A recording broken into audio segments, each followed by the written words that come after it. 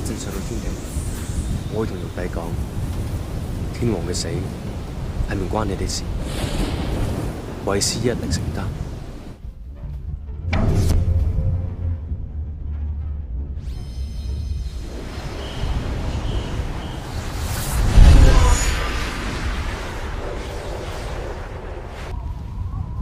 三座頭來請罪。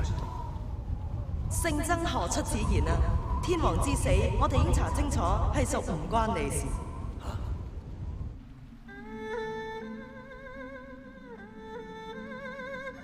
我今次嚟係自首，所有嘢都係我做嘅，歸丞相係我殺嘅，四大天王都係我殺嘅，呢件事同唐三藏無關。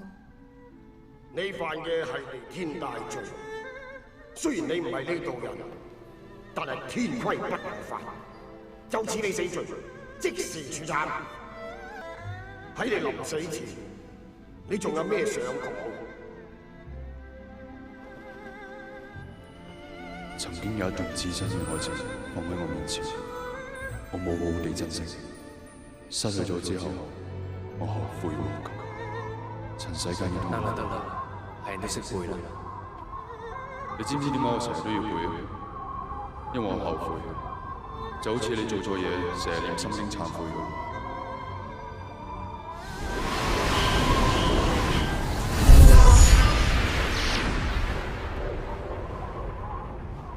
天官，玉帝已經下令將阿犯處斬。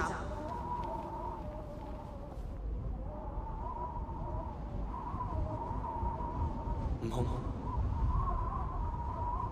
唔得㗎，你哋已經修成正果，唔可以再行差踏錯。我去揾玉帝理論。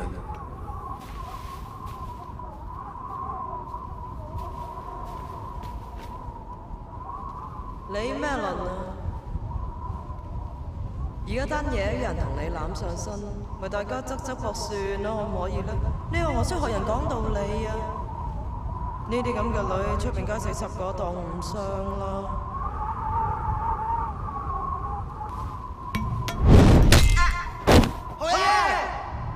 你哋呢一班抱持宇宙一神，究竟知唔知道乜嘢叫做愛？500年前，有孫悟空大鬧天宮。今日有我唐三藏。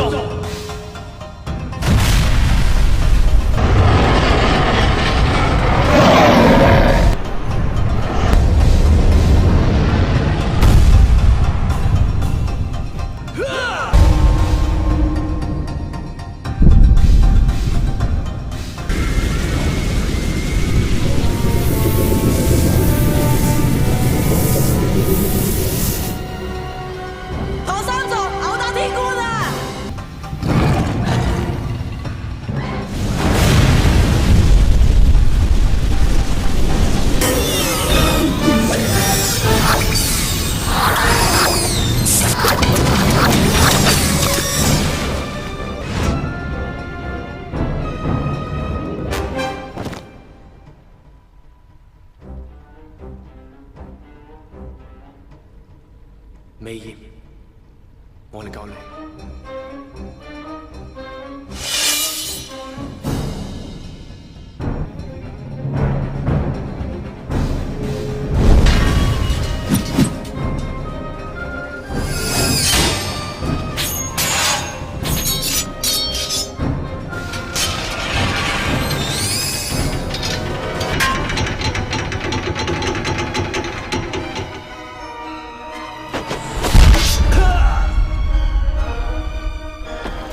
我消滅咗啲金剛棒佢。